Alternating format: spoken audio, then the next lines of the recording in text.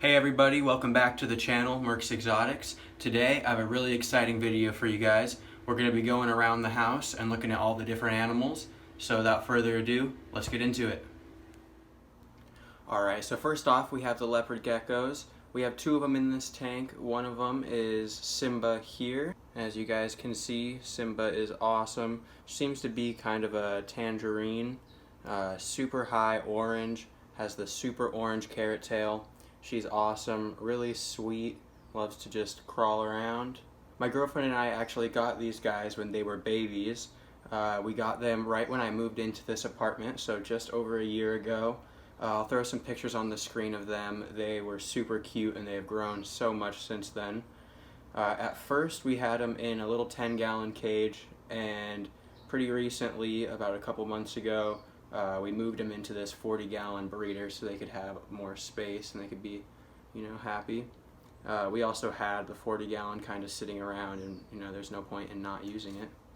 We got their names because Simba here is obviously bright orange and really nice, whereas Scar is not the nicest and has that dark coloration. Ever since they were babies, even Simba has been really calm and Scar has always been acting out. But we love these guys, they're a great dynamic, and can't wait to have them for many, many more years to come. And yeah, with that, let's move on to the next one. Alright, and up next we're going to be moving directly down from the Leopard Gecko cage, going to the Tegu enclosure. So this is Ragnar, the Argentine black and white Tegu. He's actually just waking up as I started recording this. So we'll get him coming out of bed right now.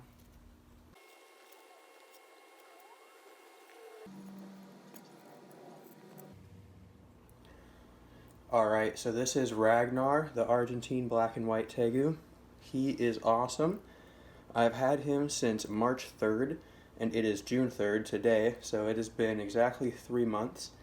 When I got him, he was way smaller. And also a bit rowdier. He's pretty calm, and he just woke up, so that makes him even more calm. As you can see, he's just hanging out. I'm not sure where he's going.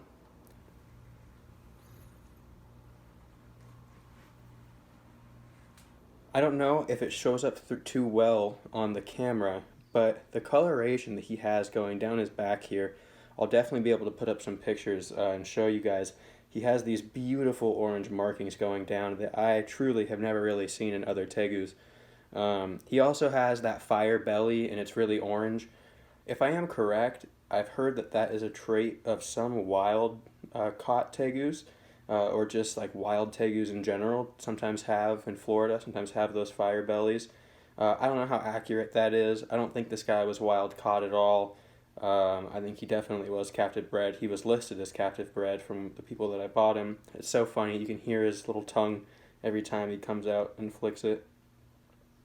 So right now, Ragnar is living in a 4 by 3 by 2 foot enclosure, and he loves it. He's doing well in there. I will have to upgrade his cage, obviously, sometime in the somewhat near future to at least 6 feet long by 3 feet wide, but hopefully even bigger than that. I am home all the time for this guy right now, so anytime that I'm home, his cage doors are open and he's able to free roam the apartment. When I first got him, as you can see, he has the gates set up for him. At first, he was a little bit too small to free roam the apartment. I didn't quite trust it. I didn't like that idea. So I bought these gates off Amazon, and they worked great. Now that he's big enough, he definitely can free roam the apartment. And if he really wants to, he can get out of those gates pretty easily by pushing underneath them.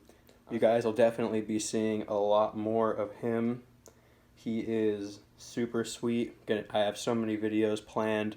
It's really cool though. It's an awesome experience. I'm super excited to keep raising this guy into a bigger, more intelligent Tegu. His confidence has already shot through the roof. His comfortability with me also has shot through the roof. His size, everything about him has been improving and increasing. And I just can't wait to keep building the relationship to having that puppy dog, tame lizard Tegu that everybody talks about and dreams about. Okay, no. I don't know what he thinks he's doing. I don't like this position though, because if he poops right now, oh, that is game over for me. Look at him. What is he doing? He's just hanging out on my back. Alright everybody, so this is Stumpy the bearded dragon. I have had him for about 6 years. I don't know how old he was when I got him, but he definitely wasn't an adult, so I'd say he probably isn't any more than, 7 or at the most 8 years old. His name is Stumpy because, as you may be able to see right here, this kind of has a club foot with just a little bit of a toe stub sticking out, and so his name is Stumpy. And he is great. He definitely fits that characteristic, of the docile, nice, calm, bearded dragon. It definitely was not that way forever, though. When I had first got him, he definitely was very, very cage aggressive. And, for probably the first year or two that I had him, anytime that my hand went into that cage, he was going after it. Sometimes with his tongue out like he was thinking I was food, sometimes like he just really wanted to get me. But, after years of work with him, now anybody that would come to hold him, he's great with. You guys will definitely be seeing more of Stumpy as well. I mean, any of the animals that are going to be featured on today's video are definitely going to be featured in a lot of the videos. So until next time, this is Stumpy the bearded dragon. Now this video is titled The Reptile House Tour, so let's move along from the living room, head into the bedroom, and see what we've got in there. Alright, so over here we have my leopard gecko breeding project. I have one female and one male leopard gecko. I got them from Geckos ETC, who were super helpful, and they are doing wonderful. Up top here we have the female, which is a pastel raptor leopard gecko. She is super beautiful. The eclipse on her eyes is insane, and I'm very excited to hopefully get some babies produced from her. Right down below her here we have the male. He is a Max Snow Raptor, and he is awesome as well. His colors don't pop, in my opinion, as much as the females do.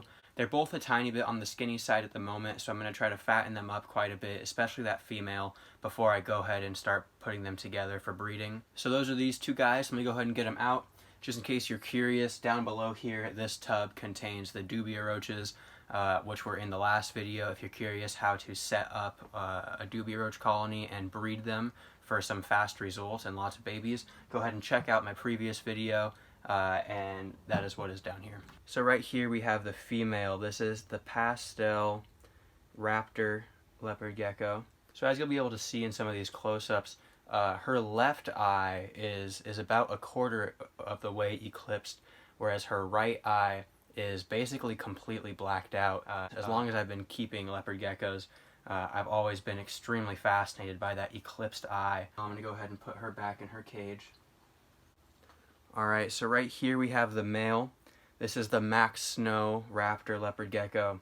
As you can see, his tail is a little bit skinny. It's a little on the skinny side. His body is looking real healthy. You can't see his back at all. But I definitely want to get that tail fatter before I start breeding him. Even though he's not the female, and he's not going to be carrying eggs, going into breeding mode definitely puts a stress on these guys, and it can halt their eating. And so now that the temperatures have risen back up, I definitely want to get these guys on some food before I start trying to breed them. Alright, and that's going to end the video for today. Thank you guys again so much for watching. It truly means the world to me. If you enjoyed the video, go ahead and leave a like, subscribe, comment, share it to friends. If you really liked me, you could turn on the post notifications. If you're at all curious how to set up a quickly reproducing and easy dubia roach colony, go ahead and check out my previous video. Other than that, guys, thank you again so much for watching. Goodbye.